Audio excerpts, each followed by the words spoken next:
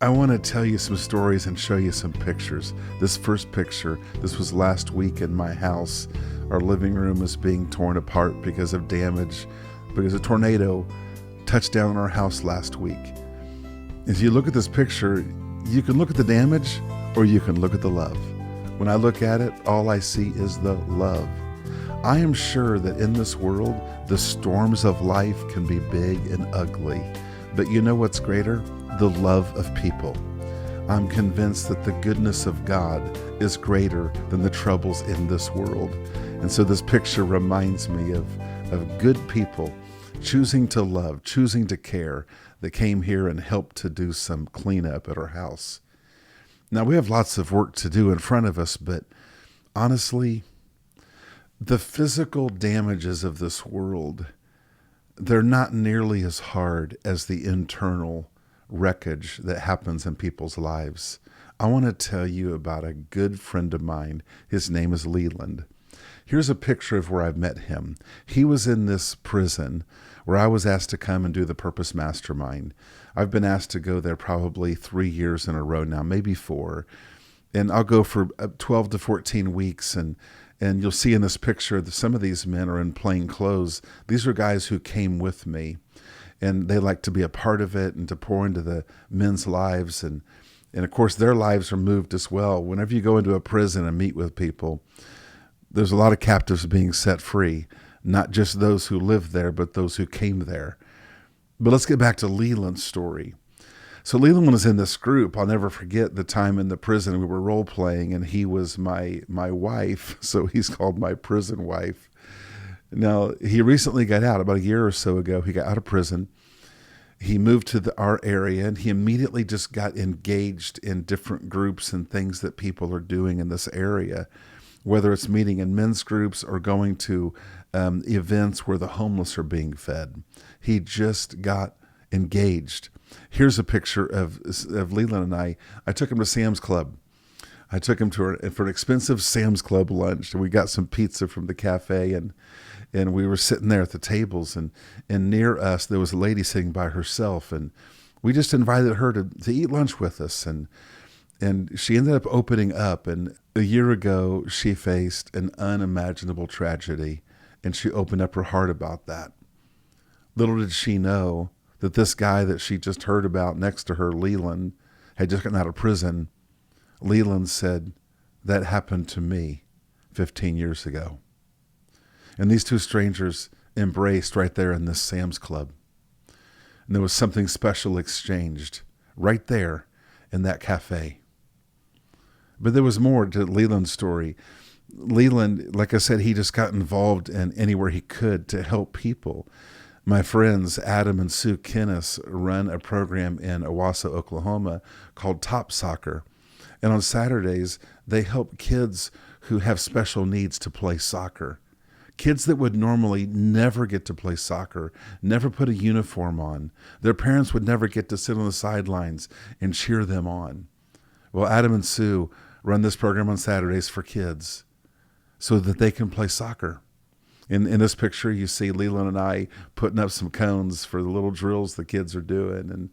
But my favorite picture I'll show you in a moment. There was a little boy, and he couldn't hold himself up. He had to be kind of in a walker. It had wheels on it, so people could kind of push him around. And if he got close enough to the ball, he could move his foot enough to make it go a few feet. And so here's this picture. At the end of all the drills, we play a big game with everybody. And the volunteers are part of it, helping the kids play. And there's Leland, just, I think, 3 months after leaving prison. Here he is in the middle of this field, and he's pushing this kid around in his walker so that he can play soccer. That's as good a thing as you'll ever see on planet Earth. It was beautiful. When the tornado hit last week, there was a news crew out front of our house, and they walked over to my wife and I and asked for an interview. And after the interview, the lady who was interviewing us, she was talking to my wife, and she told Adina, she said, "You know, my life looks like your house." When people have physical damages in this world, oftentimes all we see is the physical damage. It's easy for us to look at a house and say, well, there's a broken wall, there's a broken window. We got a guy for that. Oftentimes people don't know how to describe the pain of their life. And I think the greatest pain of all is the absence of what life was made to be. That instead of living a life that's full of things like purpose and freedom and love, we end up living a life where all we do is try to fix our problems and hope that no more will come. I find that instead there's a better pathway, and that is to live a life that's full of freedom and purpose and love. And when storms come, they can become ammunition for the purpose of your life.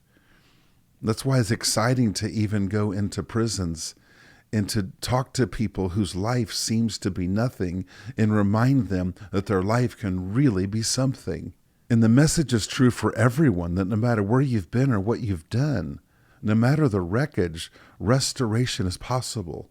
But oftentimes in this world, all of the programs of this world are helping people to fix their problem, but there may not be a greater problem than someone not knowing their purpose so they can chase it.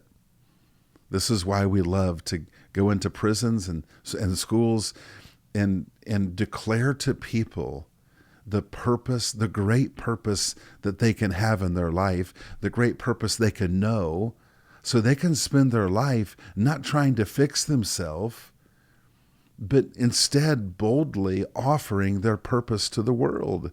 Leland's doing it now. This week, matter of fact, in 2 days, I'm heading back to another prison to begin the Purpose Mastermind with 40 more men. And I'll be there for 12 weeks, maybe a couple more than that. And we're going to help these men be reminded, many of them for the first time, help them realize who they were made to be and how they can begin to take steps towards it right now. People don't fund us to go into the prison. People don't fund us to do the mental health work that we do at schools. There are some people that are supporting us as donors. We need some more. Frankly, we need some more, because more donations means more people are helped. I've had people reach out to me this week after the tornado hit, and they've asked, what can we do? How can we help? What money do you need? I just think to myself, I've got a hole in my house. It's not a big deal. Part of the roof is gone. There's a tarp over it. That can be taken care of. What really excites me is the black hole of people's hearts that they can be set free from. That's the stuff that excites me. I love the fact that I've got friends that want to help us with work on the house, but there's nothing like we as people banding together in any way we can to bring light to a dark world. There's nothing greater than that. That we link up arm in arm, shoulder to shoulder, to make a difference in the lives of people. I'm not real interested in a better wall in my house. I'm very interested in bigger and better, stronger lives for people. That people whose lives are down and out can be replaced with a life that makes a difference. So let me finish with one more story about Leland.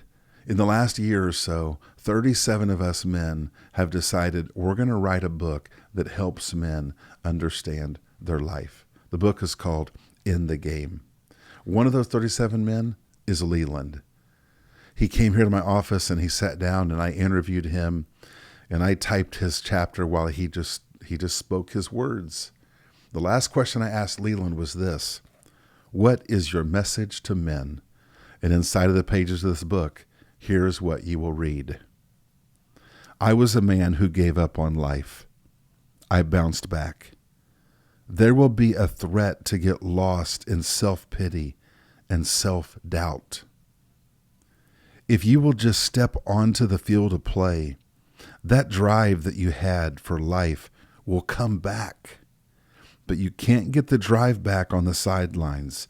Get back in the game, and then the drive will come back. Those are the words of my friend Leland.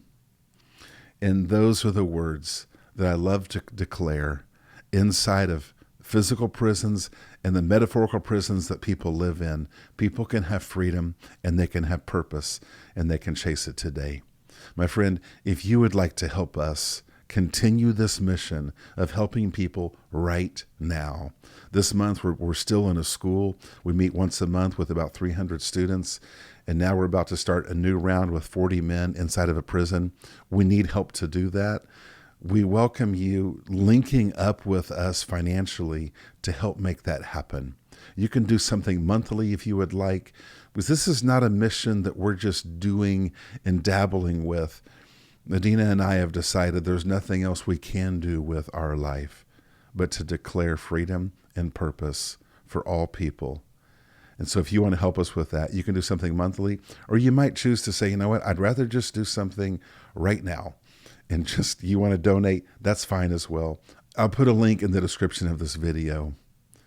My friend, whether you're a person that can donate financially or not, if there's a way that you and I can do something to bring more light to a dark world, we should do it. Matter of fact, we must do it. I want to thank you for listening. And I just want to say to you for just a moment, because you've heard me talk about stuff that I'm doing and stuff that is happening through people like Leland, but the importance of your life. As I talk to you for just a moment, let me remind you of the magnitude of the life that you are living. How you live out your purpose will look different than how myself and Adina live out our purpose. But your impact and the people in your life, it can't be measured. I encourage you to stay bold. Keep taking steps of faith. You are a bright light in a dark world. And some days you may not feel like it. Some days you may feel like you can't shine. But it's in those days when you show up, things happen through you that you don't even see. Thanks again for watching.